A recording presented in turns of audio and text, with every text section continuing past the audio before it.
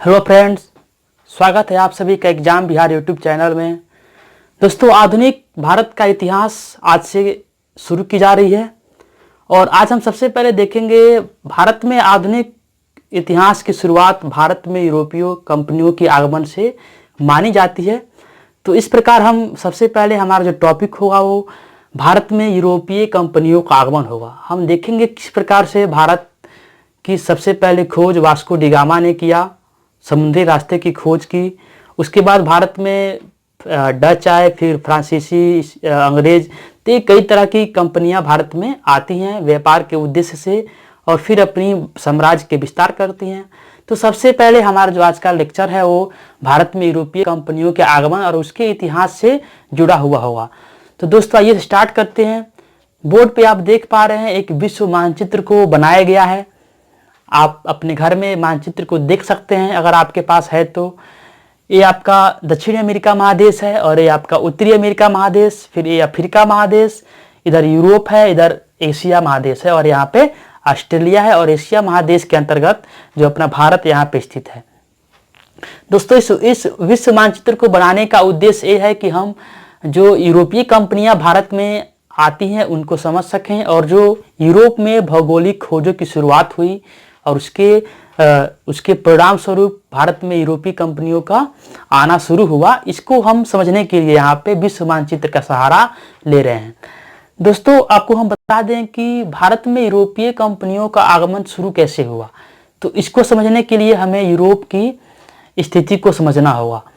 दोस्तों यहाँ पे आप जो देख पा रहे हैं ये मध्य मेडिटेरियन सी है, यानी कि भूमध्य सागर है और भूमध्य सागर के उधर ऊपर यूरोप है और नीचे आपका ये अफ्रीका है। यहाँ पे आप देख पा रहे हैं कि यहाँ पे पुर्तगाल और स्पेन दो देश हैं और इस प्रकार से ये वर्ल्ड ज्योग्राफी में वर्ल्ड मैप आप देख पा रहे हैं।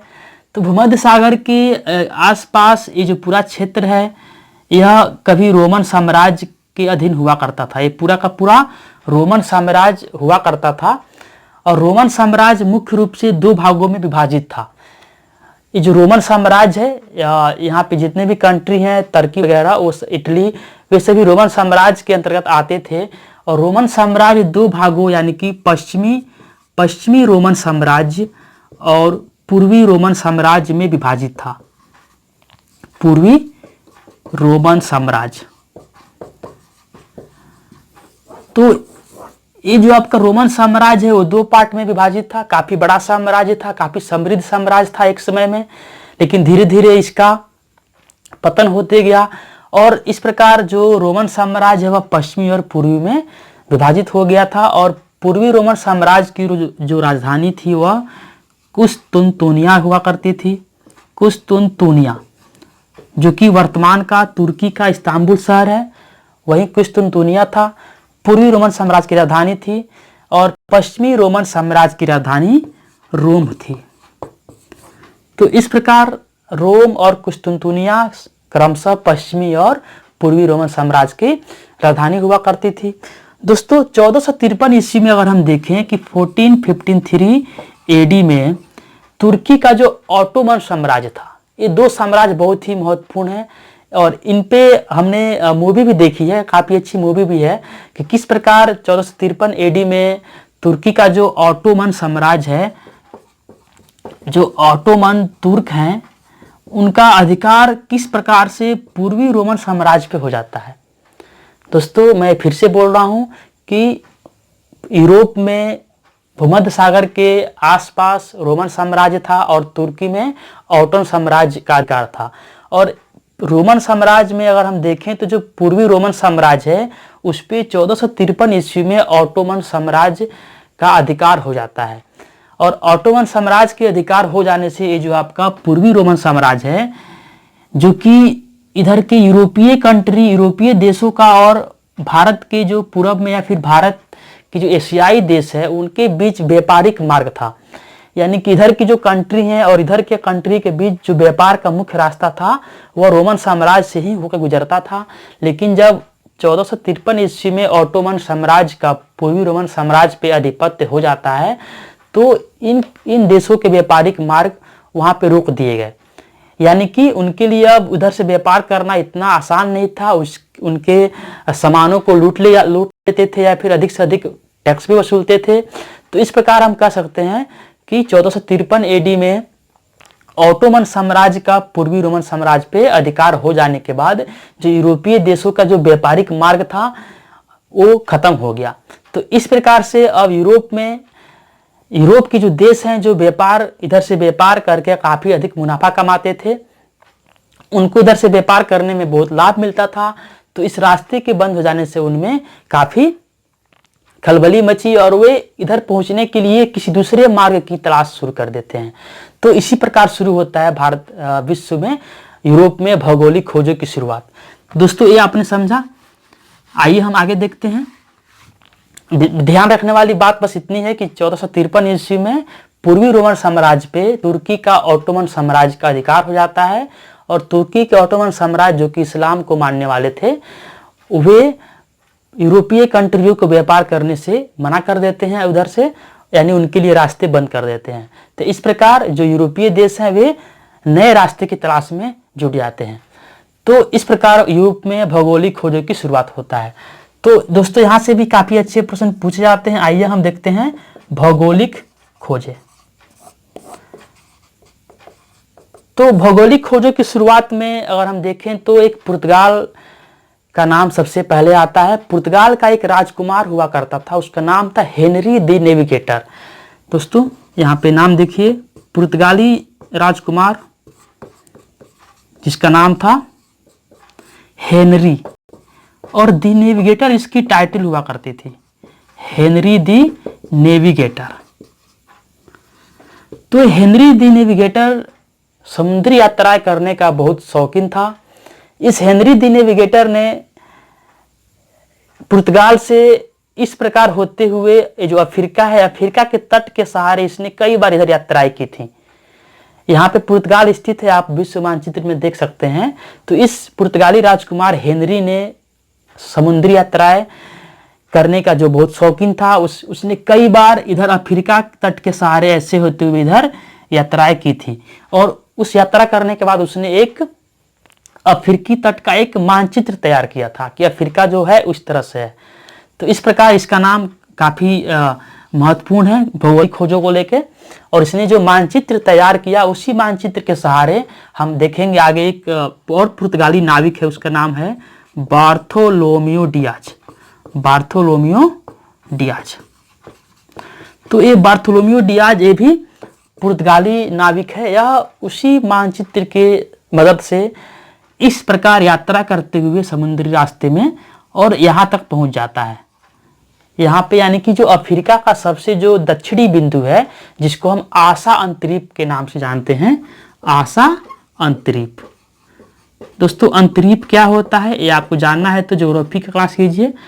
अंतरीप किसी भी महादेश का सबसे अंतिम छोर होता है जो जल की तरफ निकला हुआ होता है। तो ये आपका आशा अंतरीप हो गया। जैसे भारत में हम देखें यहाँ पे, तो भारत का सबसे दक्षिणी बिंदु जो यहाँ पे है वो कन्याकुमारी अंतरीप है।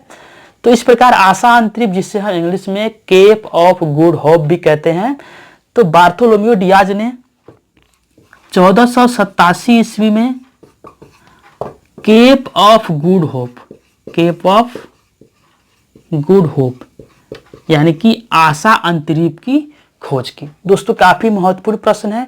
इस प्रकार हम देखते हैं कि भौगोलिक खोजों की शुरुआत हो चुकी है।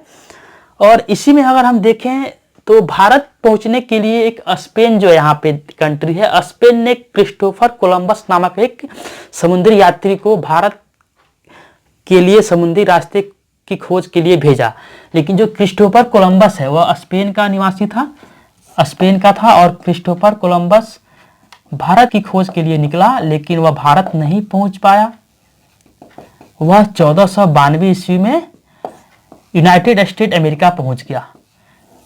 हालांकि वह भारत के लिए ही निकला था, लेकिन वह रास्ता भटक गया और ये जो स्पेन से ऐसे क्रिस्टोफर कोलंबस ऐसे होते हुए कहाँ पहुंच गया, नॉर्थ अमेरिका यानी कि यूएसए पहुंच गया। और इसलिए उसने यूएसए के नागरिकों को, वहाँ के लोगों को रेड इंडियन नाम दिया। तो दोस्तों ध्यान रखें, आप देख पा रहे हैं यहाँ पे 3-4 प्रश्न है। क्रिस्टोफर कोलंबस कहाँ का यात्री था, तो स्पेन का था, और उसने अमेरिका की खोज कब की? 1492 ईस्वी में की। इसके अलावा बार्थोलोम्यू डियाज कहाँ का था? वो भी पुर्तगाल का था। उसने 1487 ईस्वी में आशा अंतरिक्ष की खोज की। और एक यहाँ पे पुर्तगाली राजकुमारी हेनरी दी नेविगेटर है, उसने भी कई सारी यात्राएं की थी और भौगोलिक खोज में उसका काफी योगदान है। उसने अपने यात्रियों को, नाविकों को बहुत ही प्रोत्साहित किया था। दोस्तों आइए आगे देखते हैं।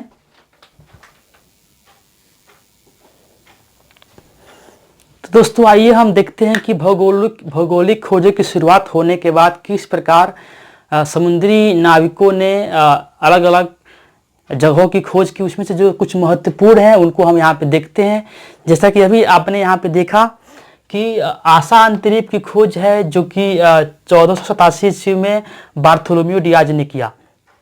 और बार्थोलोम्यू डियाज कहाँ का यात्री था? तो वह पुर्तगाल का निवासी था। फिर हमने देखा कि जो अमेरिका है उसकी खोज 1492 ईस्वी में कोलंबस ने किया। और क्रिस्टोफर कोलंबस स्पेन का यात्री था। और हम ये भी जानते हैं कि वह कोलंबस वास्तव में भारत की खोज के लिए निकला था, लेकिन वह गलती से अमेरिका पहुंच गया। फिर हमने यहाँ पे देखा कि इंडिया यानी कि भारत 1498 ईस्वी में इसकी खोज वास्को डी गामा ने की। और इस पे हम विशेष देखेंगे क्योंकि हमें भारत का इतिहास ही पढ़ना है, लेकिन यहाँ पे आपको एक हम प्रस्तुत कर रहे हैं ताकि आप एक नज़र में इसको देख सकें। तो भारत की खोज वास्को डी गामा ने कर दिया, पुर्तगाली नाविक था वो भी। और इसके बाद देखा हमने कि हम देख रहे हैं कि जो न्यूजीलैंड और जो तस्मानिया हैं इनकी भी खोज तस्मान नामक एक समुद्री यात्री ने की थी। और ये जो तस्मान है वह डच था, यानी कि हॉलैंड का निवासी था। हॉलैंड और नीदरलैंड के निवासियों को डच कहा जाता है। फिर अगर आपसे कहीं पूछे कि ऑस्ट्रेलिया की खोज किसने की, तो ऑस्ट्रेलिया की खोज कैप्टन कुक ने किया था। आप याद कर सकते हैं जो कैप्टन कुक है वह इंग्लैंड का यात्री है। दोस्तों एलिस्टर कुक आप जानते होंगे इंग्लैंड का पूर्व कप्तान था, तो उससे आप याद कर सकते हैं कि एलिस्टर कुक इंग्लैंड का कप्तान है और इस तरह से कैप्टन कुक इंग्लैंड का है जिसने ऑस्ट्रेलिया की खोज की। तो इस प्रकार से जो महत्वपूर्ण है ऑस्ट्रेलिया, न्यूजीलैंड, भारत, अमेरिका और आशा अंतरिक्ष की खोज को अभी आपने देखा। इसके अलावा दोस्तों एक और यात्री का नाम काफी महत्वपूर्ण है, उसका नाम है मैगलन। दोस्तों जो मैगलन है यह भी पुर्तगाल का यात्री था, यह पुर्तगाली था। तो मैगलन ने पुर्तगाल देखिए यहाँ पे है और ये आपका बीच में अटलांटिक महासागर है और अटलांटिक महासागर के बाद यहाँ पे साउथ अमेरिका है। तो मैगलन जब ऐसे यात्रा करते हुए निकला तो ऐसे यात्रा करते हुए मैगलन यहाँ पहुँच गया। और यहाँ पे अगर आपने देखा हुआ, आप जानते होंगे ज्योग्राफी आपने पढ़ा है, तो जो दक्षिणी अमेरिका का यहाँ जो है यहाँ पे मैगलन स्ट्रेट है, यानी कि मैगलन यहाँ पे मैगलन जल संधि है, वो निश्चित रूप से इसी मैगलन नामक यात्री के नाम पे यहाँ पे उसका नाम रखा गया है मैगलन स्ट्रेट, यानी कि मैगलन जल संधि। ज्योग्राफी में इसकी बात होगी। तो ये मैगलन नामक पुर्तगाली यात्री ऐसे यात्रा करते हुए ऐसे यहाँ पहुँच गया और इसलिए यहाँ का नाम पड़ गया मैगलन जल संधि। और मैगलन जब यहाँ से आगे बढ़ा इधर तो यहाँ पे आपका पैसिफिक ओशियन है, प्रशांत महासागर है। आप यहाँ पे मैप में एक बार देख सकते हैं, ये पुर्तगाल है और पुर्तगाली यात्री मैगलन जब यहाँ से ऐसे यात्रा करते हुए ऐसे जब यहाँ पहुँचा तो यहाँ पे आप देख पा रहे हैं मैगलन जल संधि है, उसी के नाम पे रखा गया है। और यहाँ से जब वो आगे निकला तो ये आपका पैसिफिक ओशियन है और प्रशांत महासागर का जो जल काफ़ी शांत था, इसलिए उसने इसका नाम पैसिफिक रख दिया। यानी कि जो प्रशांत महासागर का जो नाम है पैसिफिक ओशियन वह मैगलन ने ही रखा हुआ है, क्योंकि आप जानते हैं दोस्तों सागर जो ज़्यादा गहरे होते हैं वे शांत होते हैं।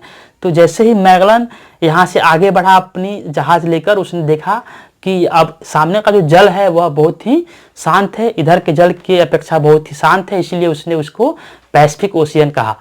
तो इस प्रकार मैगलन का भी नाम काफ़ी महत्वपूर्ण हो जाता है, जो कि पुर्तगाल का निवासी था। एक बार इसको रिपीट करते हैं, बार्थोलोम्यू डियाज, इसके अलावा वास्को डी गामा और फिर मैगलन, ये तीनों ही पुर्तगाली यात्री थे। इसके अलावा कोलंबस स्पेन का निवासी था और कैप्टन कुक इंग्लैंड का था। और तस्मान जो था वो डच निवासी था, जिसने कि न्यूजीलैंड और तस्मानिया जैसे देशों और द्वीपों की खोज की। तो दोस्तों आइए हम आगे देखते हैं कि वास्को डी गामा को ही देखना है हमें। वास्को डी गामा 1498 में कैसे भारत पहुंचता है, इस पे विशेष चर्चा हम लोग अभी करते हैं। दोस्तों वास्को डी गामा का जो रास्ता है वह इस प्रकार से है, यहाँ पे पुर्तगाल है और वास्को डी गामा यहाँ से इस प्रकार से यात्रा करते हुए भाया यहाँ पे भाया आशा अंतरीप पहुंचता है और यहाँ से एक भारतीय व्यापारी जिसका नाम है अब्दुल मजीद, इसका नाम याद रख सकते हैं, अब्दुल मजीद। तो अब्दुल मजीद जो कि भारत के गुजरात का व्यापारी था, तो उससे वास्को डिगामा की यहाँ मुलाकात होती है और अब्दुल मजीद नामक भारतीय व्यापारी की मदद से ही वास्को डिगामा यहाँ से इस प्रकार यहाँ से ऐसे होते हुए भारत के कालीकट बंदरगाह पे पहुँचता है। कालीकट बंदरगाह जो कि केरल में स्थित है, वहाँ पे वास्को डिगामा पहुँचता है 1498 ईस्वी में। तो इस प्रकार दोस्तों आपसे प्रश्न पूछा जाता है कि वास्को डिगामा किस भारतीय व्यापारी की मदद से भारत पहुंचा था, तो उसका नाम है अब्दुल मजीद नामक भारतीय व्यापारी जो कि गुजरात का एक व्यापारी था। फिर हमने देखा कि वास्को डिगामा किस बंदरगाह पे पहुंचा, तो वास्को डिगामा कालीकट बंदरगाह पे पहुंचा और कालीकट बंदरगाह पे पहुंचने के बाद जो वहाँ का स्थानीय जो शासक था उसका नाम जमोरिन था। तो जमोरिन के द्वारा वास्को डिगामा का स्वागत किया गया। तो जमोरिन का नाम भी आप याद रख सकते हैं कि वास्को डिगामा के कालीकट पहुंचने पे कालीकट के जो स्थानीय शासक था जमोरिन, उसने वास्को डिगामा का स्वागत किया, आवभगत किया।